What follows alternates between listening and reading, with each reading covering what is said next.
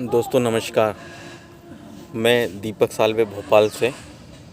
दोस्तों आज जगन्नाथपुरी की यात्रा है और बहुत दिनों से मैं एक कहानी शेयर करना चाह रहा था आप लोगों से। तो एक छोटी सी मोटिवेशनल स्टोरी है, आप लोगों के साथ मैं शेयर करना चाहूँगा।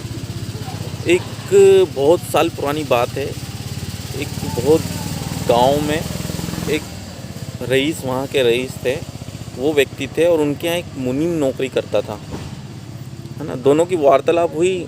जो धनवान सेठ थे वो बोल रहे थे यार मुझे जगन्नाथ यात्रा जाना है और अपन दोनों ही साथ में चलेंगे। तो दोनों में तय हुआ, लेकिन किसी कारणवश मालिक नहीं जा पाए। लेकिन जो मुनीम था, जो नौकर था, वो वहाँ उसकी तैयारी हो चुकी थी। वो जब निकल रहा था तो मालिक ने बोला मैं तो नहीं जा पा रहा हूँ, लेकिन मेरी एक भेंट लेके जाओ और वहाँ भगवान के चरणों में ये भेंट मेरी आप अर्पण कर देना। जब वो वहाँ से निकलने वाले थे तो उनको 100 रुपये का एक नोट, 100 रुपये का नोट मालिक ने दिया और ये वहाँ पे चढ़ा देना, मेरी तरफ से चढ़ा हुआ। जब वो नौकर वहाँ से निकला, क्योंकि वहाँ 5 दिन लगते थे जाने के लिए, तो वो जब चलता गया, जब करीब आने वाला था तो वहाँ पे एक पंडाल लगा था। वहाँ पे बहुत सारे साधु संत और जो गरीब जो लोग थे वो भगवान की भक्ति में लगे हुए थे, जागरण में लगे हुए थे और सब जागरण में लगे थे। ये वहाँ जाके बैठ गया और उसने देखा कि यार ये लोग तो भक्ति कर रहे हैं सुबह से और बेचारों ने कुछ प्रसाद भी नहीं खाया, कुछ स्वल्पाहार भी नहीं लिया, कुछ पानी भी नहीं पिया है, तो क्यों ना मैं इनकी खाने पीने की व्यवस्था कर दूं। तो बोले यार मेरे पास तो पैसे ही नहीं हैं। तो उसको याद आया यार मालिक ने मुझे 100 रुपये दिए हैं, तो क्यों ना मैं इस पैसों को यहाँ पे इन लोगों के लिए कुछ खाने की व्यवस्था करूँ। तो फिर वो जाता है और उनके लिए कुछ खाने पीने की सारी व्यवस्था करता है। तो उसमें 98 रुपीज़ ख़त्म हो जाते हैं उसके।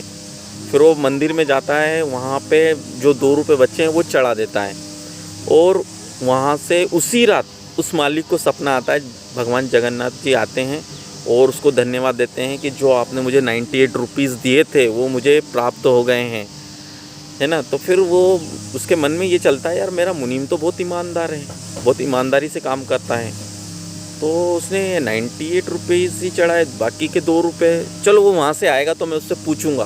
फिर उसके बाद वो वहाँ से आता है और प्रसाद वर्साद देता है। तो उसके बाद वो मालिक उससे पूछता है कि मुनीम जी मैंने आपको 100 रुपये वहाँ चढ़ाने के लिए दिए थे, तो आपने चढ़ा दिए?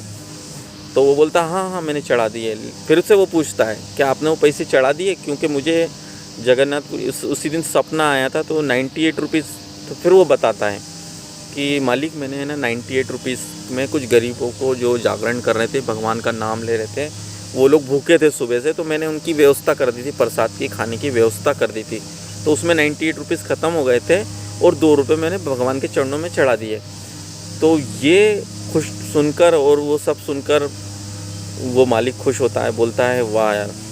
और जो अपन भेंट चढ़ाना चाहते हैं, जो भगवान को भेंट चढ़ाना चाहते हैं, उस तक वो जब ही पहुँचती है जब किसी गरीब का पेट भरे, किसी की सहायता हो। उन पैसों का सही उपयोग वही है, पेटी में दान देने से या उससे नहीं है। आप कोई भी मंदिर के बाहर अगर कोई व्यक्ति भूखा या कोई कमज़ोर व्यक्ति या अपंग, उसको उसका पेट भरोगे तो वो सच्ची जो दुआ आपको मिलेगी ना, वही सच्ची दुआ है दोस्तों। तो मैं जितने भी साथी सुन रहे हैं मुझे, उनसे सभी से निवेदन करूँगा कि आपको कोई गरीब व्यक्ति आपके दर पे आता है, कोई भूखा आता है, कोई जानवर आता है, तो उसको कुछ ना कुछ जो भी अपने से बन पड़े उसका पेट भरें। ओके, धन्यवाद जो आपने मुझे सुना। Thank you.